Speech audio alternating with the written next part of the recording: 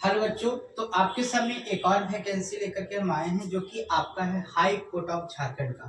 ठीक है, तो आपको झारखंड में भी आपका एक बेल्टॉन जैसा ही पोस्ट आपका है। जिस तरीके से आप कुछ समय साल पहले पिछले साल जो है आपको एक फॉर्म आया था जिसमें आप कोर्ट रीडर इत्यादि का आप भरे थे। ठीक है, कोर्ट रीडर था, प्यून था इत्यादि भरे थे। उसी टाइप से आपको यहाँ भी फॉर्म आपको आया हुआ है झारखंड का। तो हाई कोर्ट झारखंड टाइपिस्ट के लिए और खास करके स्टेनो के लिए।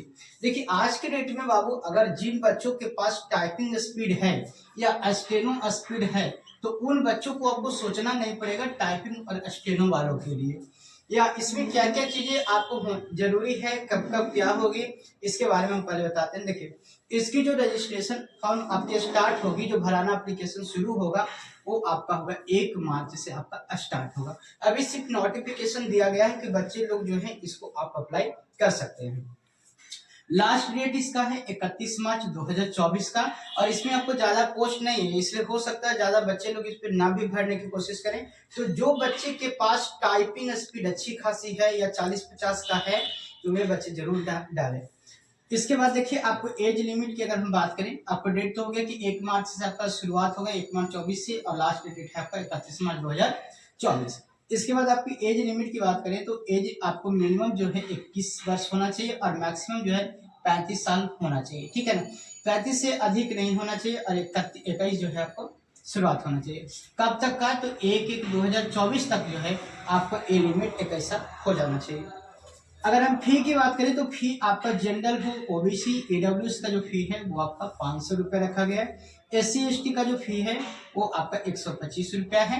तो आपको फी कम है बच्चों। तो कभी कभी कुछ बच्चे जो हैं पास होने के उद्देश्य से अगर फॉर्म भरते हैं कि पास होंगे या नहीं होंगे, डालें या नहीं डालें, तो जो SC ST कैटेगरी के या जो भी हैं आपको 500 फी अब ज्यादा तो नहीं है, क्योंकि अदर फी में जो देखें तो आपको 1000, 1200, 2000 इतना तक जा रहा है। तो आप फॉर्म कम से कम भर करके ये ट्राई कर सकते हैं कि हाँ, खास करके जो जो टाइपिंग बेस्ड पर है उन सभी में हम कहेंगे कि टाइपिंग वाले बच्चे जरूर एक बार भरें।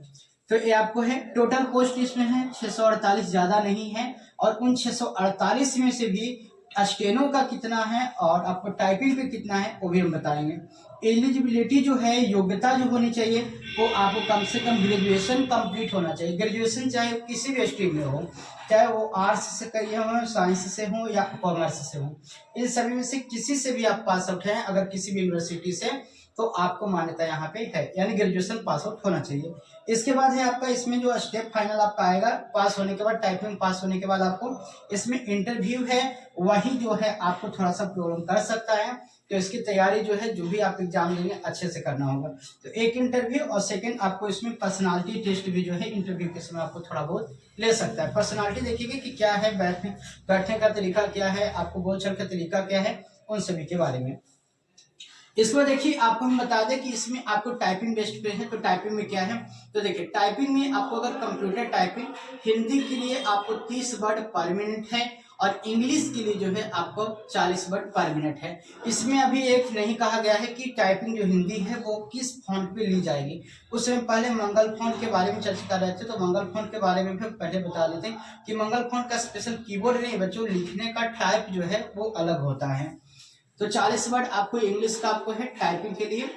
इसके बाद स्टेनो की अगर हम बात करें तो स्टेनो में आपका जो कंप्यूटर टाइपिंग हिंदी का जो रहेगा वो 30 वर्ड का, और स्टेनोग्राफर का स्पीड आपको 80 वर्ड पर मिनट का आपको रहना चाहिए।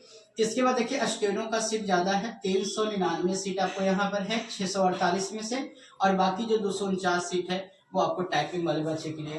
तो जो भी बच्चे के पास अगर टाइपिंग की स्पीड हो या नहीं भी है, तो देखिए कभी कभी फॉर्म जो है लेट से आता है, तो आप लोग आज से अभी से जो है कि कोशिश कीजिए कम से कम टाइपिंग हिंदी और इंग्लिश दोनों को बुलंद बना लीजिए। और अगर आप स्टेनो सीखे हुए हैं तो और अच्छा है कि अगर आप अच्छे खासे मेहनत करते हैं बच्चों तो आपका निकल जाएगा।